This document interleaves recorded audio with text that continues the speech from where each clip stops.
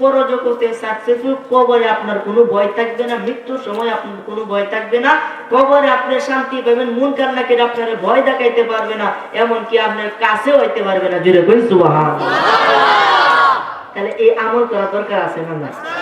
এই ওয়াজ মাহফিলটা কেড়ে হয়, এই ওয়াজ মাহফিলটা কেন আগে আপনাকে এটা বুঝতে হবে যে মাহফিলটা এত কষ্ট করে সাজাইছে মাহফিল কর্তৃপক্ষ, এলাকাবাসী কেন সাজাইছে, যে যে মানুষগুলো আসবে সে মানুষগুলা, যে আলেমগুলো আসবে তাদেরকে ওয়াজ শোনাইবে, সে ওয়াজ মোতাবেক তাদের জীবনকে গড়ে তুলবে, তাদের জীবনকে সুসংগমে গড়ে তুলবে এবং তারা সেই মতে আমল করবে যাতে ইহকালও সাকসেস হয়, পরকালও সাকসেস। মূলত এই উদ্দেশ্যে কিন্তু মাহফিল। কথা বল ঠিক ঠিক। আমরা আইসি ওয়াজ শুনতাম, অনেকে আসছেন যে শিশু বক্তায় বলে, আমি তো আপনাদের সামনে ওয়াজ করতে করতে বড় হয়ে উঠতেছি। কথা কোন ঠিক কিনা? আপনারা আরো দৌড় ভাই যাতে আল্লাহ আরো বড় করে, যাতে একজন ভবিষ্যতে হক্কানি খাঁটি আলেম হিসেবে আল্লাহ কবুল করে উচ্চ আওয়াজে বলেন আমিন। আমার এনে অনেকেই চিনেন না, অনেক দেশ নিক নিয়ে আমি অনেক আইছি।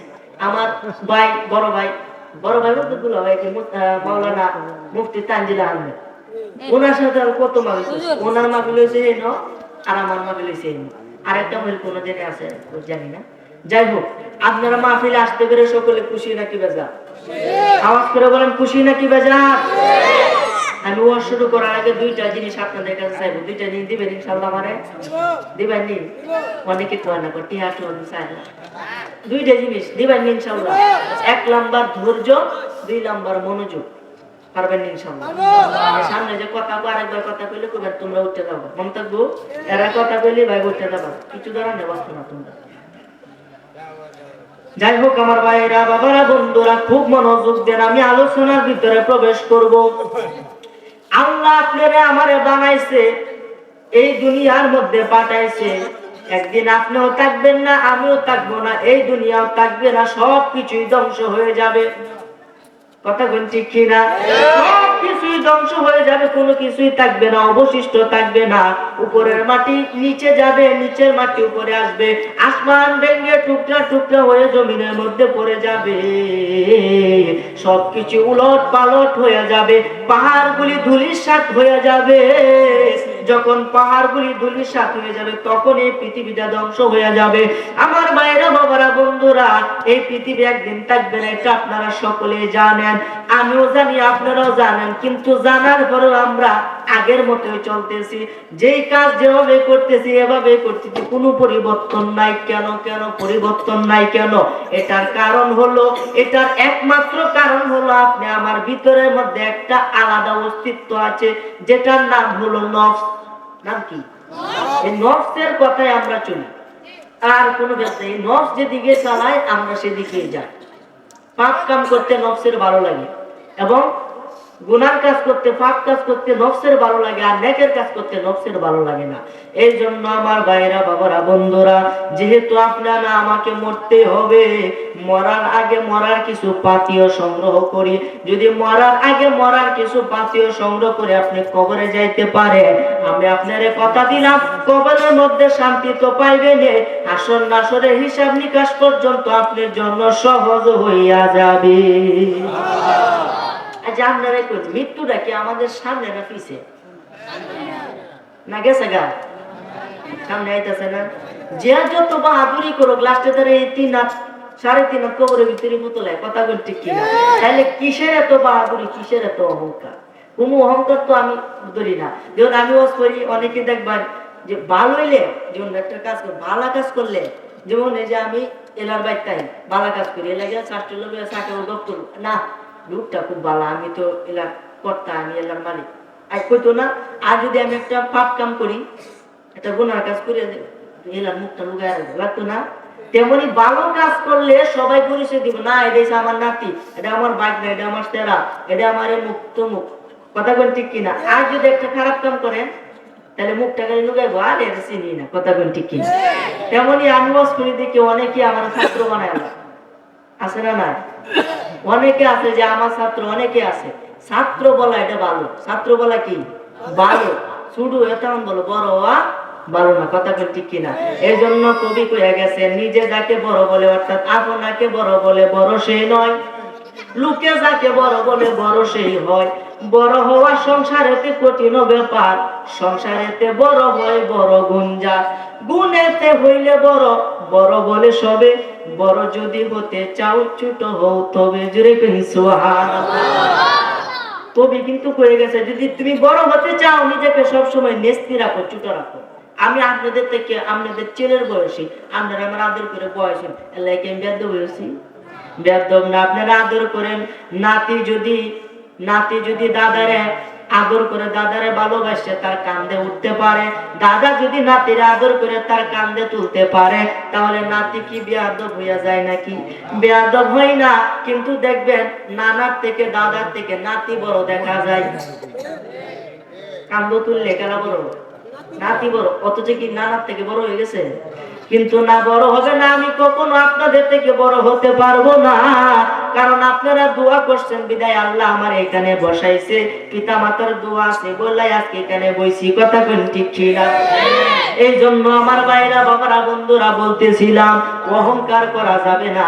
এই দুনিয়ায় থাকতে হলে নিজেকে নেস্তি রাখতে হবে, এত দাম দেখাইলে চলবে না, কারণ আপনি আমাকে সর্বপ্রথম কবরে যাইতে হবে। কথা কোন ঠিক কিনা? এই কবরে যে যাইবেন, কবরে মুনকার নাকির ফেরেশতা প্রশ্ন করবে না? করতো না? সবাই বিশ্বাস করেননি? আরে মুনকার নাকির আসিবে, সুয়াল জবাব করিবে, না পারিলে সুয়ালের জবাব, শুরু হবে কবরের আযাব। কথা বলেন ঠিক কি না? ওই মুনকার নাকির আসবে সকলের কবরে। ওই মুনকার নাকিরের বিবরণটা আমি দিতেছি, আপনারা সকলে মনোযোগ সহকারে শুনেন।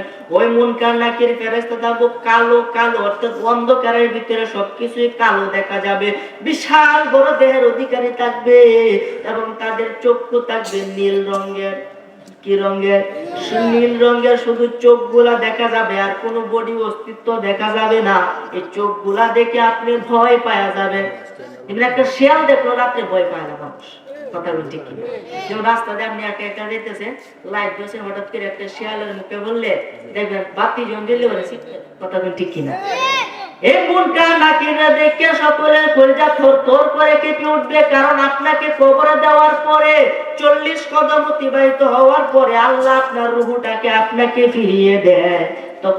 তখন জীবিত থাকেন কবরে জীবিত থাকেন। ওই সময় মুনকার নাকির ফেরেশতা প্রশ্ন করে, বেঈমান ব্যক্তির কবরের মধ্যে ভয় দেখায় প্রশ্ন করে। 3টা প্রশ্ন করে। মান রব্বুকা আপনারা সকলে জানেন, কিন্তু আমি বোঝার জন্য বলতেছি। মান রব্বুকা মান দীনুকা মান হাযার রাজুলুন। নবীজিকে কবরের মধ্যে সশরীরে আইনা জিগাইবো, উনি কে? ওই লোকটারে তুমি চিনো নাকি? জোরে করেন সুবহানাল্লাহ। এই জন্য আমার ভাইরা, বাবারা, বন্ধুরা, এই দুনিয়ার মধ্যে যদি আপনি 5টা কাজ করে মৃত্যুবরণ করেন, তাহলে কবরে মুনকার নাকির আপনারে ভয় দেখাইতে পারবে না।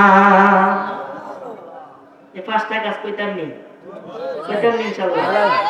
1 নাম্বার, আল্লাহর কালাম, আল্লাহর কথা, আল্লাহর বাক্য, আল্লাহর কুদরতি মুখে যে কালাম নবীজির উপরে 23 বছরে নাজিল করছে, পবিত্র কুরআন মাজিদ নিয়মিত তেলাওয়াত করা, এটা হলো 1 নাম্বার কাজ। জোরে করি সুবহানাল্লাহ। 1 নাম্বার কোরআন তেলাওয়াত করা। 2 নাম্বার 5 ওয়াক্ত নামাজ জামাতের সাথে সঠিক মতে আদায় করা। 3 নাম্বার, রমজান মাস বা যে কোনো মাসে আপনি নিয়ত করে রোজা রাখা। 4 নাম্বার, বেশি বেশি আল্লাহর রাস্তায় দান খয়রাত করা। 5 নাম্বার, বেশি বেশি নামাজ পড়ে রোজা রেখে দান খয়রাত করে সবকিছু করে আল্লাহর কাছে দোয়া করা। জোরে করেন সুবহানাল্লাহ। মোটামুটি এই 5টা কাজ কি আমরা করতেছি না? মোটামুটি কিন্তু সবাই করি। কথা কোন ঠিক কিনা? আর এই 5টা কাজ করলে হুজুর আমি কবরে কেমনে মুনকার নাকির হাত থেকে রক্ষা পাবো একটু বুঝায় দে। বোঝার দরকার আছে না? না। আপনাদের খারাপ লাগতেছে? আমার আলোচনার বিষয় এটা না, আমি আলোচনা যাব, কিন্তু এডিট না দিলে তো হইতো না। কথা কোন ঠিক কিনা? এতে আপনি দূরত করে একটু আল্লাহুম্মা সাল্লি আলা সাইয়্যিদিনা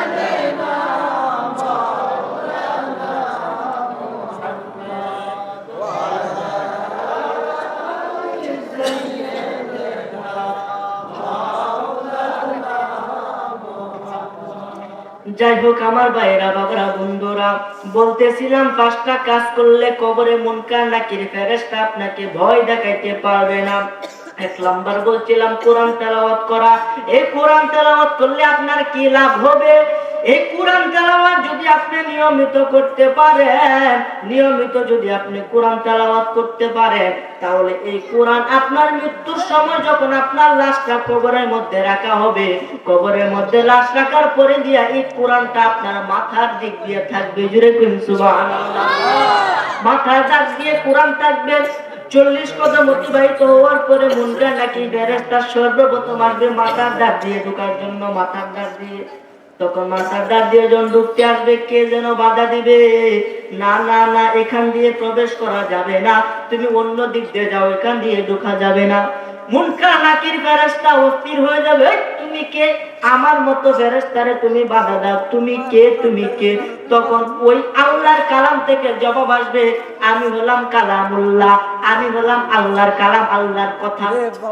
আল্লাহর কালামের কথা শুনে মুনকার নাকির ফেরেশতা ভয় পেয়ে যেত, সর্বনাশ, যেখানে আল্লাহর কালাম আছে ওইখান দিয়ে আমি প্রবেশ করতে পারবো না। মুনকার নাকির ফেরেশতা আসবে ডান দিক দিয়ে, তো ডান দিক দিয়ে ঢুকতে পারি, এবার চতুর্দিক দিয়ে যাবে, ডান দিক দিয়ে আসবে। আসার পরে দেখবে কে যেন বাধা দিতেছে, তো তুমি কে আমাকে বাধা দাও?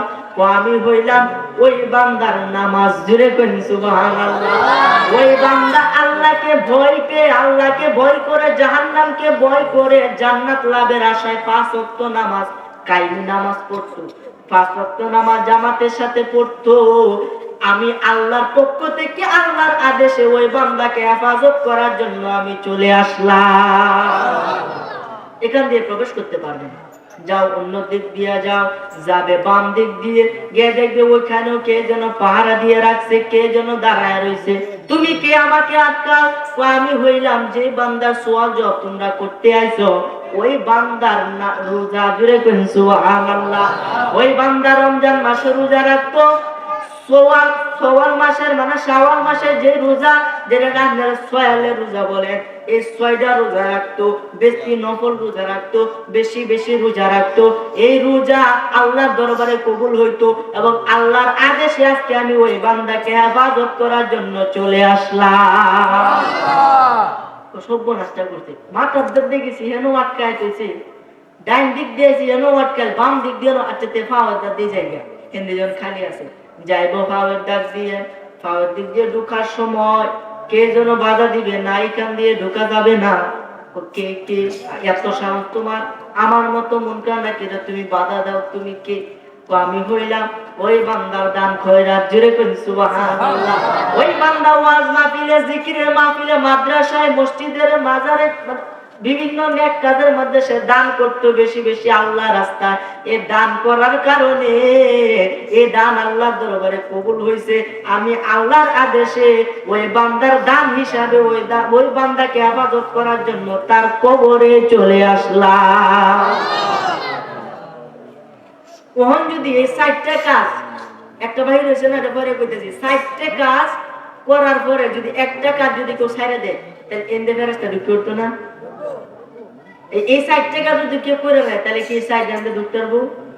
অবশেষে ফেরেশতা বলতেছে, আমাকে তো সওয়াল জবাব নিতেই হবে, এটা তো আমার দায়িত্ব, আল্লাহ দায়িত্ব দিছে। এই পাহারাদাররা কয়, আমরা যদি আল্লাহ দায়িত্ব দিছে এখানে কারণে তার জন্য, তোমার কথা আমরা শুনবো না, আমরা আল্লাহর আদেশে এখানে এসেছি। জুড়ে কইন সুবহানাল্লাহ। এখন আপনাদের কাছে একটা আমার প্রশ্ন, প্রশ্নটা কি? ফেরেশতারা মাটি সিদ্ধে, ডাইন দিয়ে, বাম দিয়ে, সামনে দিয়ে, পিছে দিয়ে আসতে পারে, উপরে দেখে ঢুকতো না, ঢুকতো না। যে মাটি সিদ্ধে তারা তাহলে উপরে দেখে যাওয়া একটু কঠিন হইব। যাবে উপরের দিক দিয়ে প্রবেশ করার জন্য, উপরের দিক দিয়ে কে যেন একটা পাখা সুন্দর একটা পাখা বিছায়া তৈছে, না এখান দিয়ে যাওয়া যাবে না। তো কেন যাওয়া যাবে না? তুমি কে? কি অত বড় সাহস তোমার?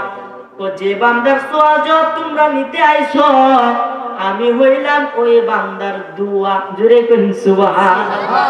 ওই বান্দা বেশি বেশি আল্লাহর কাছে দোয়া করতো, আল্লাহ মাবুদ গো, কবরে শান্তি দাও, মুনকার নাকির হাত থেকে রক্ষা করো, সুয়াল জবাবের উত্তর দেওয়ার তৌফিক দাও, জাহান্নাম থেকে মুক্তি দাও, জান্নাত নসিব করে দাও। ওই বান্দা বেশি বেশি আল্লাহর কাছে এভাবে দোয়া করত। আমি আজকে তারে হেফাজত করার জন্য, আমি দোয়া হিসাবে তারে হেফাজত করার জন্য আল্লাহর আদেশে চলে আসলাম। এখন দেখবেন অনেকে নামাজ পড়ে, নামাজ পড়ে সোজা হয়ে উঠতে যাবে, দোয়া কিন্তু করেন, আছে না? আরে আমার সামনে তেদিন একবার নামাজ পড়তেছে, বালা কথা, আমি নামাজ পড়তেছি, নামাজ টামাজ পড়ে বদলাম বলা ঠিক এটা কিন্তু পড়তেছি বোঝার জন্য, নামাজ পড়তে সুন্দর ঠিক উঠতে গেছে। আচ্ছা কোন জীবনী আজ এতক্ষণ নামাজ পড়ছে, নামাজের কোনো শান্তি একটা লাগছে? দেখবেন আপনি একদিন নামাজ না করে দোয়া করবেন না, যারা দোয়া করেন এখন দোয়া একদিন করুন গেছে না করে যাবেন গা, দেখবেন আপনার ভিতরে একটু শান্তি লাগবে। কথা ঠিক কিনা? যখন আপনি নামাজ পড়ে আল্লাহর কাছে দোয়া করবেন তখনই আপনার থেকে মনে হবে যে নামাজটা আমার পরিপূর্ণ হয়েছে। জুড়ে বলি সুবহানাল্লাহ। এই জন্য তো নবীজি হাদিসে মধ্যে কয়ে গেছে আর দোয়া ও মুখল ইবাদা, দোয়া হলো সমস্ত ইবাদতের মাথা। জুড়ে বলি সুবহানাল্লাহ। এই জন্য আমার ভাইরা, বাবারা, বন্ধুরা, এই দুনিয়ার মধ্যে আমল করে মরতে হবে, কারণ এই দুনিয়া খুবই সামান্য সময়, বাহাদুরি রং তামাশা ইত্যাদি করা যাবে না। একদিন আপনাকে আমাকে সকলকে সেই অন্ধকার কবরে শায়িত হয়ে যাইতে হবে রে বাবা। যেহেতু মৃত্যুবরণ করতে হবে, সেহেতু আসেন আজকে থেকে আমাদের জীবনকে পরিবর্তন করি। আল্লাহর কুদরত সম্পর্কে আমাদের মাথার সম্বন্ধে ভাবে যে আল্লাহ কি সৃষ্টি করতে, কেন আমাকে সৃষ্টি করতে, আমি কোথায় থেকে এসেছি, আমি কে। নিজেকে চিনে না, আগে কাকে চিনতে হবে? নিজেকে। আপনি কি আপনার পরিচয় আপনি জীবনও দিতে পারবেন না, আগে নিজেকে চিনতে হবে। নিজেকে চিনার জন্য আপনাকে রাত দিন 24 ঘন্টা অত্যন্ত কঠিন একটা সাধনা করতে হবে। এই কথা বলে না, কঠিন সাধনা করতে করতে এমন একটা স্তরে আপনি পৌঁছে যাবেন, নবীজি বলছেন কুলুবুল মুমিনিনা আরশুল্লাহ, মুমিনের কলব হলো আল্লাহর আরশ। আপনি সাধনা করতে করতে এমন একটা স্তরে পৌঁছে যাবেন, আপনার কলব আল্লাহর আরশ হয়ে যাবে। জুড়ে কই সুবহানাল্লাহ। যে আরশে আল্লাহ থাকে, আপনার কলবে আল্লাহ বসবাস করে। যেটা বলেন সুবহানাল্লাহ। তাই সেই রকম ক্ষমতা, সেই রকম অর্জন করা দরকার আছে না নাই? সে আল্লাহর ক্ষমতা আছে না গো? আছে না না? আল্লাহ কত কিছু সৃষ্টি করছে আমার ভাইরা, বাবারা, বন্ধুরা। আল্লাহর কুদরত সম্পর্কে যদি আপনি 1 ঘন্টা চিন্তা করেন, আল্লাহ মানুষ কিভাবে বানাইছেন, এক একটা মানুষের সাথে আরেকটা মানুষের হুবহু কোনো মিল নাই, এক একটা মানুষের কণ্ঠের সাথে আরেকটা মানুষের কণ্ঠের কোনো মিল নাই। কথা কোন ঠিক কিনা? এক একটা মানুষের সাথে গঠনগত দিক দিয়ে কোনো নাক মুখের কোনো মিল নাই। সে আল্লাহ কেমন কারিগর। এই বাংলাদেশের মধ্যে প্রায় 16 থেকে 18 কোটি মানুষ আছে, আছে না নাই? এই প্রত্যেকের আল্লাহ ভিন্ন ভিন্ন ভাবে বানাইছে। বাংলাদেশ ছাড়াও আরো কত কত দেশ আছে। কথা কেন ঠিক কিনা? কত বড় বড় দেশ আছে, ইংল্যান্ড আছে, চীন আছে, ভারত আছে, কত কত দেশ আছে। সমস্ত দেশের মানুষকে কে বানাইছে? আল্লাহ বানাইছে। দেখেন আল্লাহ কত বড় কারিগর। আপনার চেহারার সাথে আমার চেহারার কোনো হুবহু মিল নাই, না আছে? হুবহু কোনো মিল আছে? কারণ কি? এই গলারটাকে লইয়া, মনোযোগ দেন, খুব গভীরের কথা, এই গলারটাকে লইয়া এই মাথা পর্যন্ত, মাথার মধ্যে যে ব্রেন, আপনি খাদ্য আছে, এটা ব্রেনে